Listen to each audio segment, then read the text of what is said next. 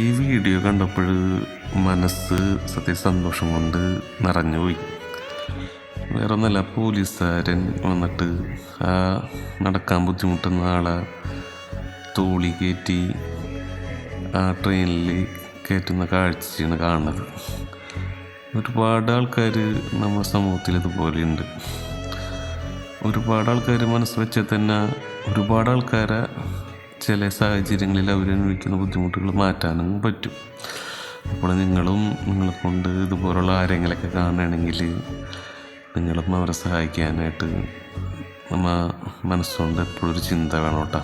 ചിന്ത ഉണ്ടെന്ന് എനിക്കറിയാം, ഒരുപാട് ആൾക്കാർക്കൊക്കെ ചിന്തയുള്ള ആൾക്കാരാണ്. എങ്കിലും ഞാൻ പറഞ്ഞാണ് ഓടിച്ചെന്നത് ചെയ്യാനുള്ള അത് ചെയ്യണം.